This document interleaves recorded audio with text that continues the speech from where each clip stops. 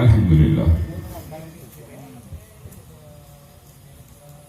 আলহামদুলিল্লাহ ওয়া কাফা ওয়া সালামুন আলা ইবাদিহিল্লাযিনা ইসতাফা আম্মা বা'দ আউযু বিল্লাহি মিনাশ শাইতানির রাজীম বিসমিল্লাহির রাহমানির রাহিম ওয়া আন-নাজমি ইযা হাওয়া মা দাল্লা সাহিবুকুম ওয়া মা গাওয়া وما ينطق عن الهوى صدق الله المولانا العظيم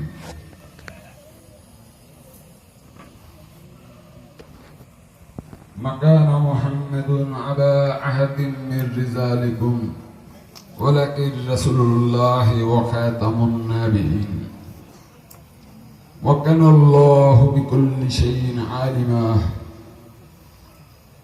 إن الله وملائكته يصلون على النبي يا أيها الذين آمنوا صلوا عليه وسلموا تسليما يا اللهم صل على سيدنا مولانا محمد وعلى آل سيدنا مولانا محمد اللهم صل على سيدنا مولانا محمد وعلى آل سيدنا مولانا محمد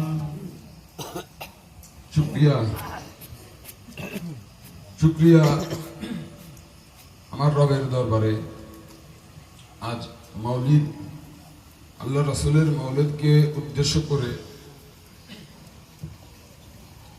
আমাদেরকে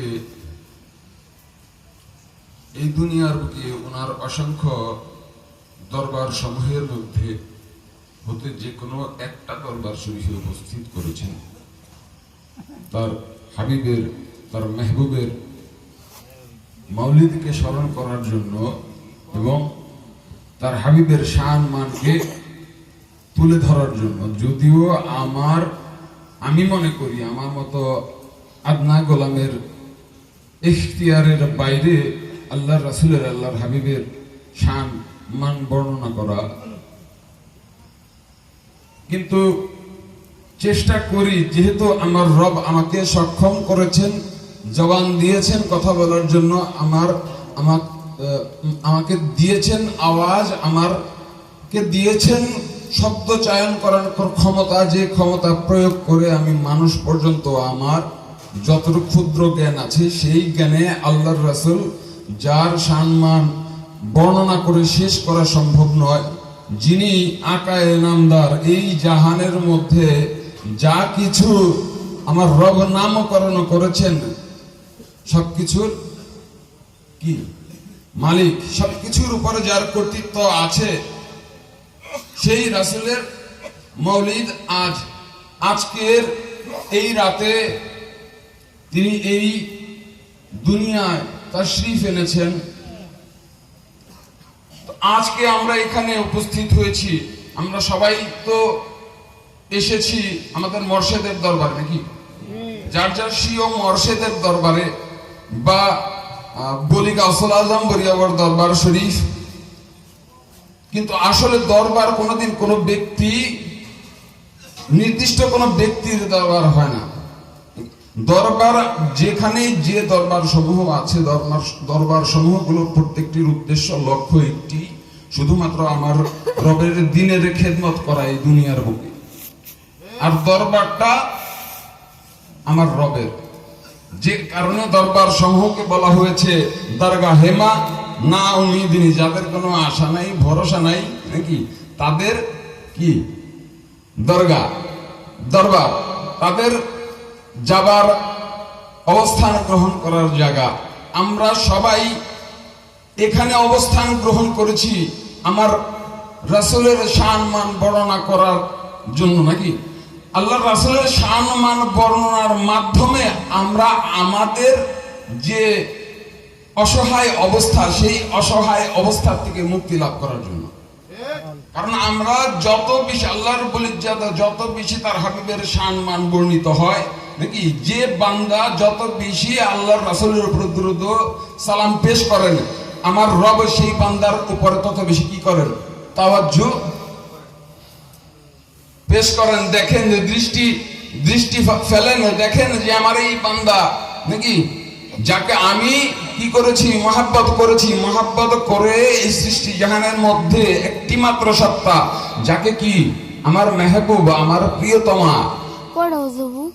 আমার হাবিব বলে সম্বোধন করেছি, তাকে এত বারবার স্মরণ করতেছে তার ইশকের খাতিরে, তার মহাব্বতের খাতিরে, তার দুনিয়াবি জিন্দেগানির কর্ম ভুলে বারবার আমার হাবিবের উপরে দুরূদ ও সালাতুস সালাম পেশ করতেছে।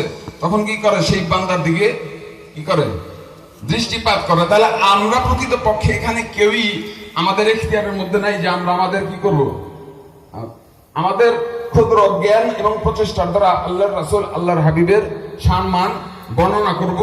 কিন্তু আমরা আমাদের চেষ্টার মাধ্যমে আমাদের রবের দৃষ্টি কিছুটা হলেও আকর্ষণ করতে পারবো নাকি, সেই উদ্দেশ্যে আমরা এসেছি।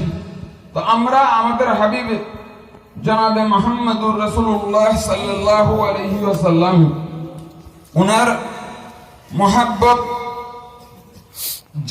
প্রত্যেকটা ইমানদার বান্দার জন্য ইমানের কি শর্ত, ইমানের শর্ত করা হয়েছে আমার রাসূলের মহাব্বতকে। তো আমরা তো নিজেদেরকে আশিকে রাসূল বলে দাবি করি, কিন্তু আসলে আমরা কতটুকু আশিকে রাসূল হতে পেরেছি সেটা বিশাল বড় একটা প্রশ্ন।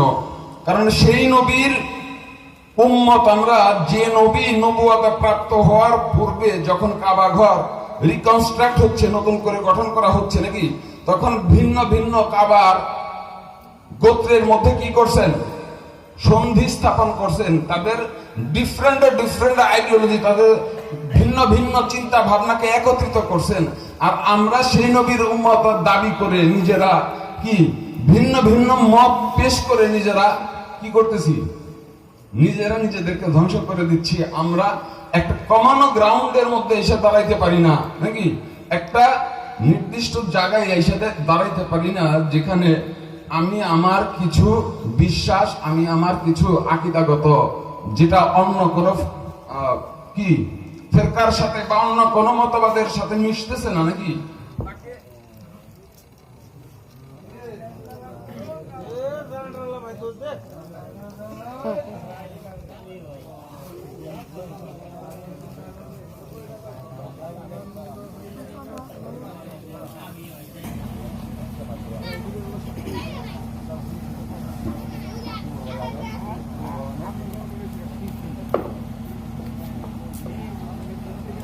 আমার জন্য ঘটার জন্য তো যেখানে ছিলাম আমি গতানুগতিক কোনো আলোচনা করতেছি না, এমনি অসুস্থতা কারণে কথা বলতে একটু সমস্যা হচ্ছে। আপনাদের সবার কাছে আমি এই আবদার রাখবো যে আপনারা সকলেই আমার শেফার জন্য রবের দরবারে প্রার্থনা করবেন। তো যেখানে যে বিষয়টা যে আমরা ভিন্ন ভিন্ন মতের কারণে কি হতে পারি না, একটা মতবাদ ধারণকারী দল অন্য মতবাদের লোকদেরকে দেখতে পারতেছি না, এবং এমন পর্যায়ে চলে গেছি যেখানে আমরা এক দল আরেক দলকে সরাসরি কাফের তহমত লাগাইতেছি। তো আমরা যদি আসলে আশিকে রাসূল হয়ে থাকি নাকি, আশিকে রাসূল হওয়ার অর্থ হচ্ছে যে আল্লাহর রাসূলের ইশকে মহাব্বতে মত্ত হয়ে তিনি যে ভাবে, যে ধরন অনুসরণ করে কি করছেন, চলছেন, যেভাবে তিনি আমাদেরকে লাইফ লিড করার জন্য কি করছেন, রাস্তা দেখাইছেন, আমরা সেই লাইফ বাইছে নেব। আমরা বরঞ্চ হিংসা বা দ্বন্দ্ব ছড়াবো না। আল্লাহর রাসূল তো এই দুনিয়ার মধ্যে আসছেন, আইসা নিয়ে তো সংঘর্ষ শুরু করে দেন নাই। সংঘর্ষকে আল্লাহ রাসূল তখন করা লাগছে যখন তিনি নিজের জান হেফাজত করার জন্য বা তার আসহাবে কেরামের জান হেফাজত করা আবশ্যক মনে করছেন, তখন আল্লাহ রাসূল কি করছেন, কেতাল করছেন। তার পূর্বে করেন নাই নাকি। আল্লাহর রাসূলের আগমন থেকে শুরু করে তার বিদায় পর্যন্ত প্রত্যেকটা সময় সৃষ্টির কোণে কোণে আমরা আল্লাহর রাসূলের প্রতি যে তাজিম সম্মান বা আল্লাহ রাসূলের আগমনকে ঘিরে যে আনন্দ উল্লাসের বিষয়বস্তু দেখি, সেই আনন্দ উল্লাস বা সম্মান মর্যাদার স্থান আমাদের মধ্যে নাই। কারণ আমরা কিসের মধ্যে চলে গেছি? হিংসা প্রতিহিংসা সংঘর্ষের মধ্যে চলে গেছি নাকি? তাহলে আমাদের মৌলুদে মুস্তাফার মূল বিষয়বস্তু হচ্ছে যে আমরা আল্লাহর রাসূলকে আমাদের জীবনের মধ্যে ধারণ করব নাকি? আল্লাহর রাসূলের যে লাইফস্টাইল, ওনার যে স্ট্রাকচার, ওনার যে আইডিওলজি, ওনার যে আকীদা, ওনার চলার ধরন, ওনার কথা বলার ধরন, ওনার মানুষের সাথে আচরণ করার ধরন, উনি কিভাবে মানুষ, যে মানুষ তার প্রতি কি করতেন? হিংসা প্রতিহিংসা পোষণ করতেন। তার বিপরীতে তিনি হিংসা ছুড়ে দেন নাই। কি ছুড়ে দিচ্ছেন? তাবাসসুম নাকি? হাসি ছুড়ে দিচ্ছেন। যে কারণেই আল্লাহর রাসূল এই সৃষ্টি জাহানের মধ্যে এত, আমাদের কাছে না, আমাদের জবানের মধ্যে শুধু, আমাদের লফজের মধ্যে কি আল্লাহর রাসূল আমাদের কাছে পেয়ারা, কিন্তু সৃষ্টি জাহানের প্রত্যেকটা সৃষ্টির কাছে আল্লাহর রাসূল পেয়ারা। যে বর্ণনাগুলো আমার এখানে আমাদের দরবারের যারা উদীয়মান আলেম, বিভিন্ন ইনস্টিটিউশন থেকে আরবিকের উপরে তারা কি করছেন, শিক্ষা গ্রহণ করছেন, তারা খুব সুন্দরভাবে বর্ণনা করছেন। আজকের রাতে যেমন দেখেন, আজকের রাতের মর্তবা, আমরা এখানে সবাই উপস্থিত হয়েছি আল্লাহর রাসূলকে নিয়ে, আমাদের ভিতরে কত ক্লান্তি নাকি? আমার চাচা হুজুর উনি যে কথাগুলো বললেন, কথাগুলো কিন্তু আমাদের ভিতরে কিন্তু আজকে ক্লান্তি থাকার কথা না। আমাদের ভিতরে আজকে থাকে কি? উৎফুল্লতা নাকি? আনন্দ উল্লাস। কারণ আজকের এই দিনে 570 খ্রিস্টাব্দ যেহেতু, অর্থাৎ ইংরেজি ডেট নাকি, দিন 23শে এপ্রিল আল্লাহ রাসূলের আগমনের সময় ঠিক 4:22 সময়।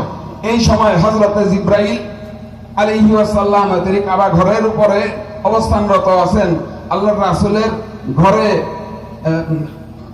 আব্দুল্লাহর ঘরে দায়ী কি সন্তান ডেলিভারি করার জন্য রেডি। আল্লাহর রাসূলের মাতা মা আমেনা, তার বর্ণনা অনুযায়ী পাওয়া যায় যে তিনি বলছেন যে মুহূর্তে আল্লাহর রাসূলের কি হলো, আগমন হলো, তিনি তার গর্ভ হতে ভূমিষ্ঠ হলেন, সেই মুহূর্তে তার ঘরের যে ছাদ ছিল সেই ছাদ কি হয়ে গেল? মনে হলো যে ফেটে গেল, এবং সেখান দিয়ে কুয়াশার মতো ঘামাম, কুয়াশা যেমন আমাদের দেশে শীতকালে যে কুয়াশা হয়, আরবি লফজে সেটাকে বলে কি? ঘামাম। এইরকম কুয়াশার মতো পুরা ঘর কুয়াশা আচ্ছন্ন হয়ে গেল, এবং সেই কুয়াশার মধ্য হতে একটি জ্যোতিময় নূর প্রকাশিত হলো, এবং সেখান থেকে শব্দ আসতে লাগলো, তুফু বিহি মাশারিকাল আরদ ওয়া মাগারিবাহা লিয়ারফু বিসমিহি ওয়া আতিহি ওয়া সুরাতিহি। যে এই মাত্র যে শিশু সন্তান ভূমিষ্ঠ হলো নাকি, তার শান মান মাশরিক থেকে মাগরিব পর্যন্ত কি করো? ছড়ায় দাও নাকি? এই সংবাদ আল্লাহ ঘোষণা করে দেওয়ার সাথে সাথে পুরো সৃষ্টির মধ্যে আনন্দের উল্লাসের কি শুরু হয়ে গেল? প্রচেষ্টা শুরু হয়ে গেল। গাছপালা তরুলতার মধ্যে কি ছন্দের সাথে তারা দুলতে লাগলো। সমুদ্রের মাছেরা সমুদ্রের মধ্যে কি লাফালাফি করতে লাগলো, ঝাপাঝাপি করতে লাগলো। তাদের মধ্যে আনন্দ, তারা নিজেদেরকে স্থির করে রাখতে পারতেছে না। তারা প্রতি মুহূর্তে আল্লাহর রাসূলের আগমনের কি খুশিতে আনন্দ উল্লাস করতে লাগলো। শুধুমাত্র একটা সত্তা ছিল সেই দিন যার মধ্যে কোনো আনন্দ ছিল না, সে কে? ইবলিস নাকি? ইবলিস শয়তান যে মুহূর্তে তার কানে এই শব্দ কি প্রবেশ করলো যে আল্লাহ রাসূলের আগমন হয়ে গেছে, সে মাশরিক থেকে মাগরিব পর্যন্ত ছোটাছুটি করতে লাগলো। এমন জায়গা খুঁজতে লাগলো যে জায়গার মধ্যে সে একটু কি শান্ত হয়ে দাঁড়াইতে পারবে। কারণ যখনই আল্লাহর রাসূলের আগমনের জশ্নের আওয়াজ তার কানের মধ্যে যায়, তার শরীরের মধ্যে আগুন ধরে যায়, তার শরীরের মধ্যে জ্বালা উঠে যায়। কিন্তু সৃষ্টির মধ্যে তো এমন জায়গা নাই কি যেখানে যে সে পাইতেছে না যে সৃষ্টির কোণে কোণের মধ্যে এমন কোন বস্তু বা বিষয় আছে যা আল্লাহ রাসূলের আগমনের আনন্দ উল্লাস করতেছে না নাকি? গাছ বৃক্ষ তরুলতা পাথর কি করতেছে? রাসূলের শানে, আগমনের শানে তার উপরে দুরূদ ও সালাম পেশ করতেছে, তার উপরে দুরূদ ও সালাম পেশ করতেছে, এবং আনন্দের সহিত কি খুশ আমদাদ ইয়া রাসূলুল্লাহ, খুশ আমদাদ ইয়া রাসূলুল্লাহ, আনন্দের উল্লাস চতুর্দিকে ছড়ানো শুরু করে দিছে। তো তখন কি ইবলিসের কাছে কি নাই? দাঁড়ানোর কোনো জায়গা নেই। তাহলে আল্লাহ রাসূলের এই দুনিয়াতে আগমন শুধুমাত্র আনন্দিত করে না, একটা সত্তা বা একটা শ্রেণীর হাসিলত, ফেতরত, যে ফেতরত কি আল্লাহ রাসূলের অস্তিত্বকে এই সৃষ্টি জাহানের মধ্যে কি করতে পারে না, সহ্য করতে পারে না।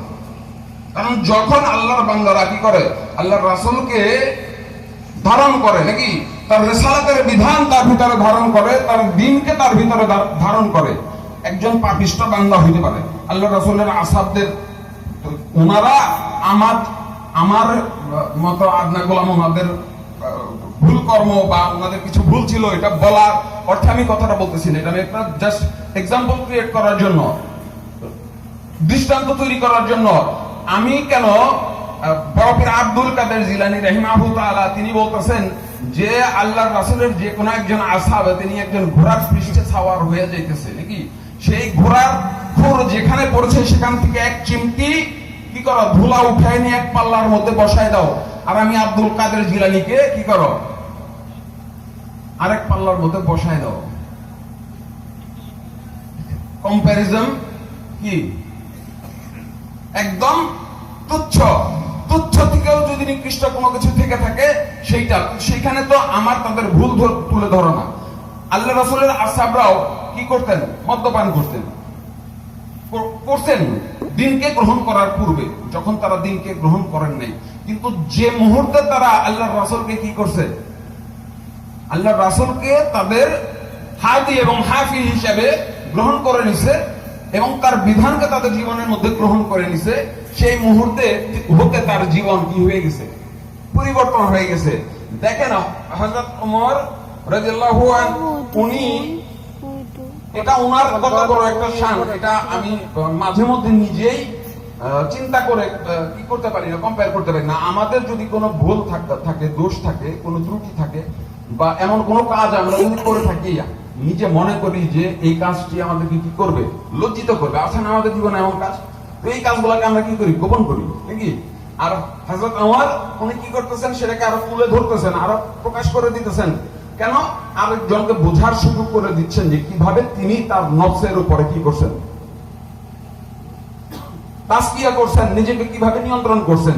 তো বুখারী মধ্যে বর্ণনা আসছে যে আল্লাহ রাসূল মসজিদে নববীর মিম্বারের মধ্যে বসে আছে, ওনার এক আসহাব উনি মদ্যপান করেন কিন্তু ছাড়তে পারতেছেন না। তো গেছেন যে আল্লাহ রাসূলকে বলতেছে, জি ইয়া রাসূলুল্লাহ, আমি তো খামার মদ্যপান করা ছাড়তে পারতেছি না।